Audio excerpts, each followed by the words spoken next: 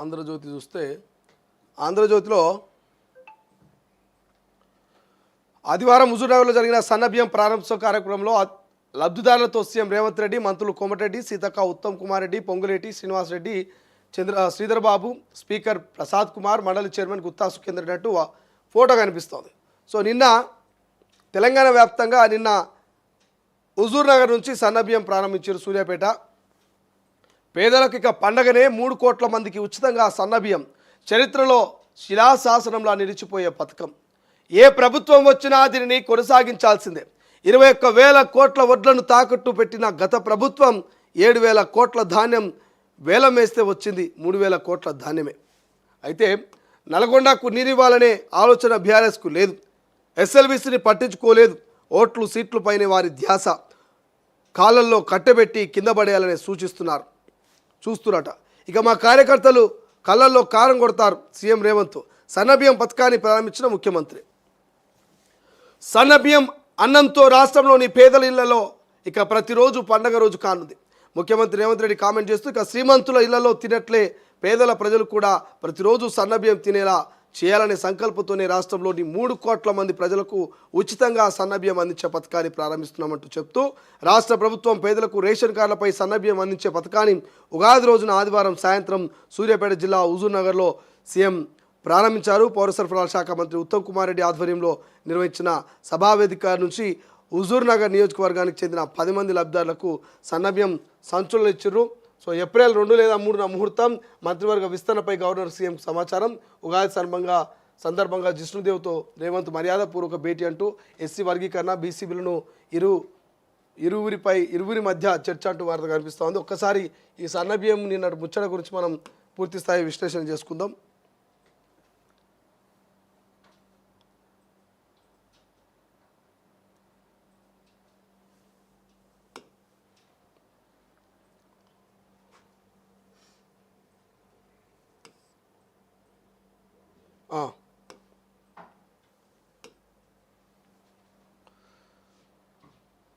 ఈ సందర్భంగా సీఎం రేవంత్ మాట్లాడుతూ పేదలకు సన్నబియ్యం పథకం ఆషామాషి పథకం కాదని, చరిత్రలో శిలాశాసనంలో నిలిచిపోయే పథకమని అన్నారు. రాష్ట్రంలో ఏ ప్రభుత్వం వచ్చినా ఎవరు సీఎంగా ఉన్నా ఈ పథకాన్ని కొనసాగించి తీరాల్సిందేనన్నారు. ఇప్పటి వరకు రేషన్ దుకాణాల ద్వారా పేదలకు దొడ్డు రకాల బియ్యం అందుతున్నాయని, ఇందుకోసం ప్రతి ఏటా 10,565 కోట్ల ప్రజాధనం ఖర్చు చేస్తున్నామని చెప్పారు.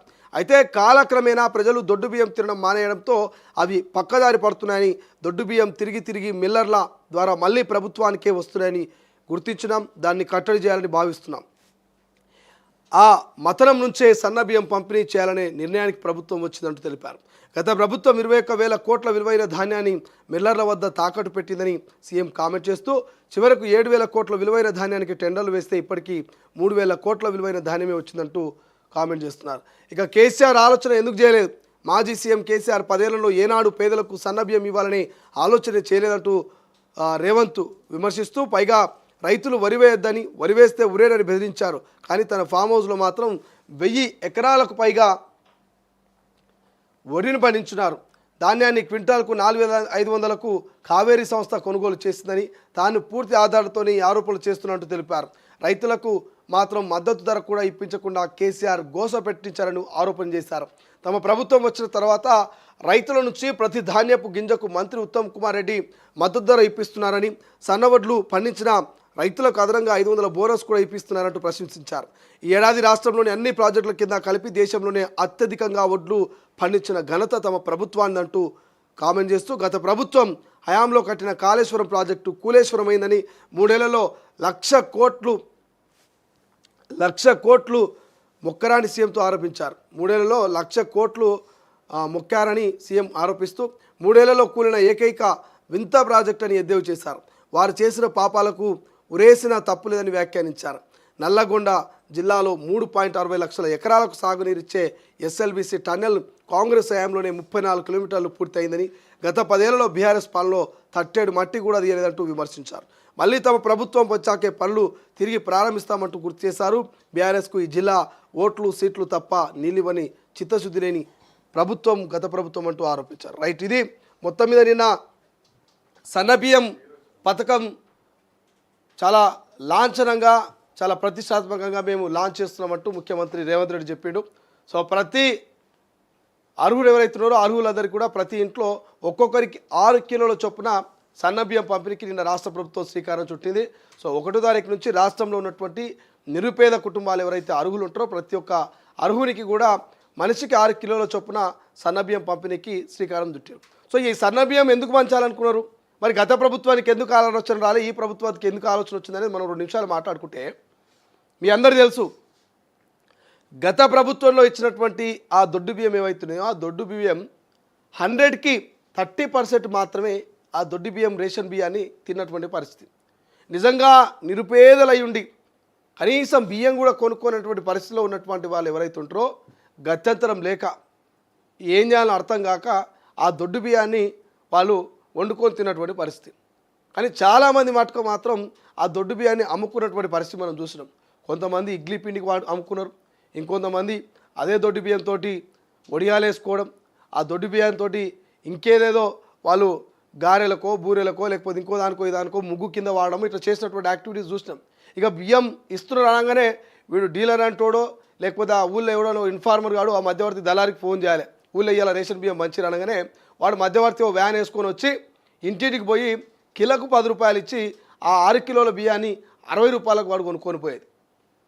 ఎవరైతే ప్రభుత్వము పేదల కోసం ఇచ్చినటువంటి ఈ దొడ్డు బియ్యం ఏదైతున్నదో 10 రూపాయల కిలో వాడు మధ్యవర్తి వచ్చి ఇంట్లోకి 5 మంది ఉంటే మనిషికి 6 కిలోల చొప్పున 30 కిలో 35 కిలో వస్తే ఆ 35 కిలోని 10 రూపాయల చొప్పున వాళ్ళు అమ్ముకునేటువంటి పోయేటువంటి పరిస్థితి మనం గతంలో చూసినాం.